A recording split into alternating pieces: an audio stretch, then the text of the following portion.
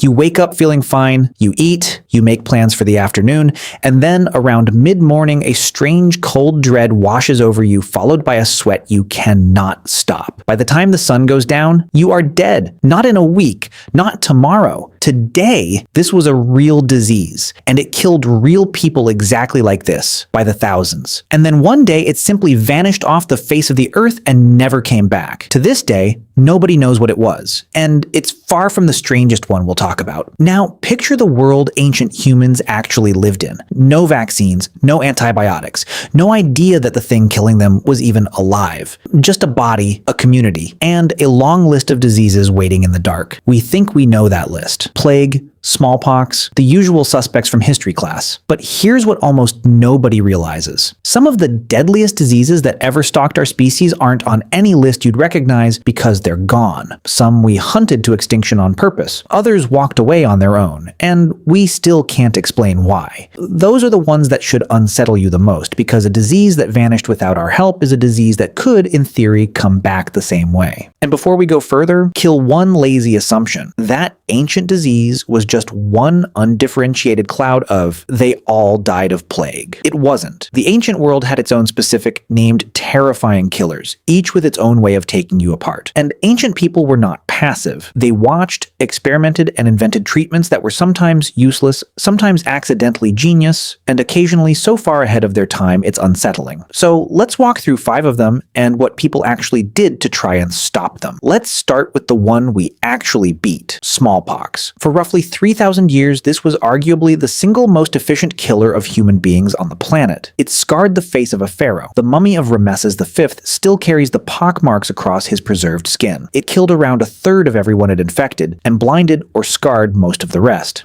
So what did ancient humans do against something this relentless? Here's the part that should impress you. Centuries before modern science, people in India, China, and Africa noticed that anyone who survived smallpox never caught it again.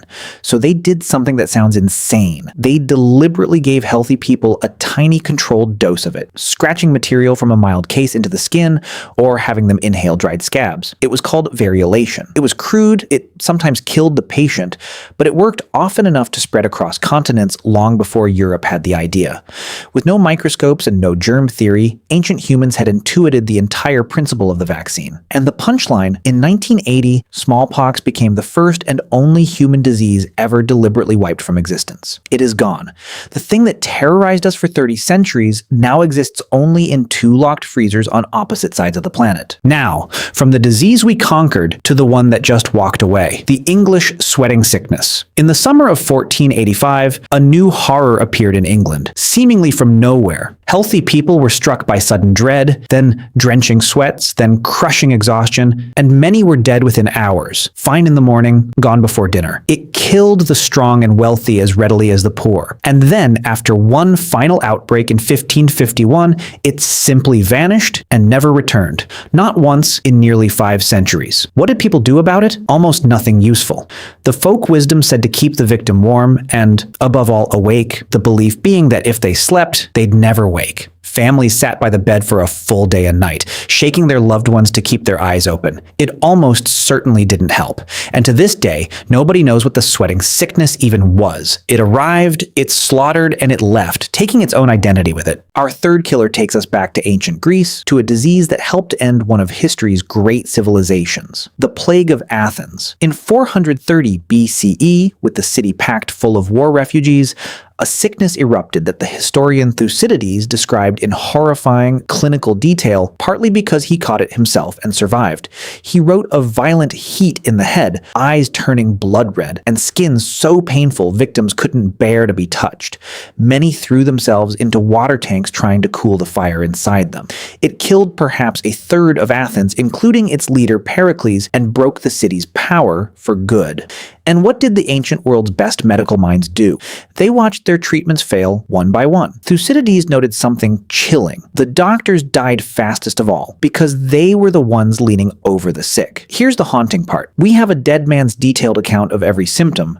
We have the teeth of his neighbors pulled from mass graves, and modern scientists still cannot name the thing that emptied the greatest city in the ancient world. Whatever it was, in that precise, civilization-breaking form, it no longer exists. The fourth is perhaps the most devastating disease you've never heard of. In the 16th century, in the highlands of modern Mexico, epidemics struck the native population with apocalyptic force. The Aztecs called it cocolistli, a word meaning pestilence. Victims suffered high fever, agonizing headaches, and, most distinctively, bled from the nose, eyes, and mouth. And the scale is hard to comprehend. Cocolistli may have killed as many as 15 million people, wiping out an estimated 80% of the population in some regions within a single century. What could people do? Native healers with deep knowledge of local plants were utterly overwhelmed. This was new, striking a population with no prior exposure and no inherited resistance. And the social order collapsed faster than any remedy could be organized. For centuries, the cause was a mystery. Only recently, from DNA in victims' teeth, did scientists find a likely culprit, a vicious strain of salmonella, probably worsened by drought and the chaos of conquest. That specific killer in that apocalyptic form no longer circulates among us. It erased most of a civilization in a few generations, then quietly stepped off the stage of history, leaving only the dead and a name that means simply pestilence. And the fifth didn't vanish so much as quietly retreat, for reasons still half a mystery: leprosy. For much of the medieval period, it was one of the most feared conditions in Europe, so common that thousands of dedicated hospitals, called leper houses, were built to contain the afflicted. It slowly disfigured the body and, far worse, carried a social death sentence. And here we reach the most disturbing treatment on this list, because it wasn't medicine at all. It was banishment. The afflicted were declared legally and spiritually dead. In some places, a literal funeral was held for a person still alive and breathing,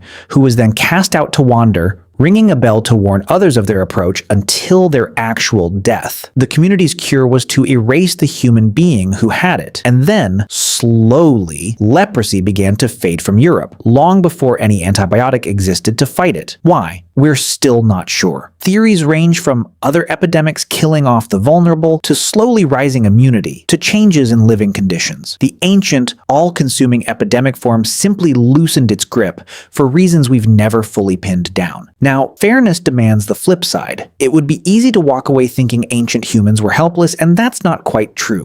Variolation was a stroke of genius. Their knowledge of medicinal plants was real and often pharmacologically sound. They quarantined the sick, sometimes effectively, and passed knowledge down through generations. But the honest truth is that against a fast-moving epidemic of something brand new, they were usually reduced to watching. Without germ theory or microscopes, without any way to see the enemy, they were fighting an invisible war blindfolded. Many treatments did nothing. Some made things worse. And the death tolls, a third of Athens, 80% of a region, are the brutal arithmetic of what that helplessness cost. So why did these diseases disappear when others, like malaria and tuberculosis, are still with us?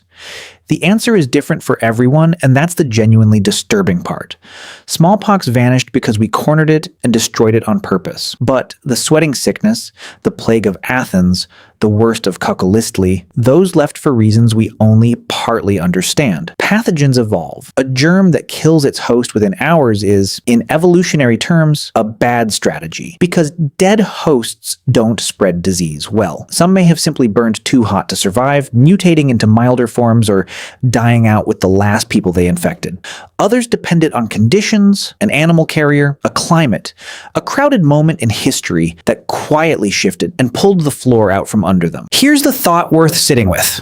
Every one of these diseases tore through people exactly like you. People who woke up, made plans, loved their families, and assumed they had time, never knowing they were living through the last days of a plague that would one day be a footnote. And the only reason you get to meet these horrors at a comfortable distance is that you are descended from the ones who survived them. Your ancestors stood in the path of smallpox, of the sweating sickness, of pestilence with no name, and enough of them lived, through luck, through stubbornness, through immune systems forged in fire, to produce you. The diseases are gone. The survivor's blood is still here. It's sitting in your chair watching this, very much alive. And that, when you really think about it, is the most quietly astonishing thing of all.